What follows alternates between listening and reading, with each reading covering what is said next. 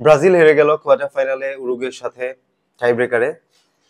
সকালবেলা উঠে এই ধরনের, যখন প্রত্যাশার পারদ ব্রাজিলকে নিয়ে অনেক হাই থাকে, তখন এই ধরনের রেজাল্ট আসলে মোটেই এক্সপেক্টেড না। খুবই খারাপ লাগছে আসলে।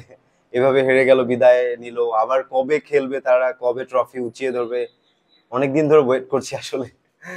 যাই হোক, আর্জেন্টিনা ফ্যানদের জন্য শুভকামনা আর ব্রাজিল ফ্যানদের জন্য সমবেদনা। তবে ইংরেজিতে একটা ফ্রেজ আছে, একটা সেন্টেন্স আছে, যেটা দিয়ে আসলে খুবই হৃদয় বিদারক, নিষ্ঠুর, এই ধরনের করুণ সিচুয়েশন বোঝানো হয়। সেটা হলো it's a tough pill to swallow. মানে এটা এমন একটা পিল বা ঔষধ যেটা গলাধঃকরণ করা বা খাওয়া অনেক কঠিন, হজম করা অনেক কঠিন, কিন্তু হজম তো করতেই হবে, এই হার আমাদের হজম করতে হবে। আহ খারাপ লাগছে, অনেক খারাপ লাগছে। তবে স্পেসিফিকলি সেইং যে গোলবারের নিচে এমি মার্টিনেজের মতো কেউ একজন ওয়াইল্ড কনফিডেন্ট কেউ থাকতো, যে পেনাল্টির জন্য স্পেশালিস্ট, তাহলে কিন্তু দারুণ হতো। আহ, ব্রাজিল উইন করতো আসলে। ওই ধরনের মেন্টালিটি খুব প্রয়োজন ফুটবলে, খুবই প্রয়োজন। শুধু টাই ব্রেকারের জন্য বলছিলাম আর কি।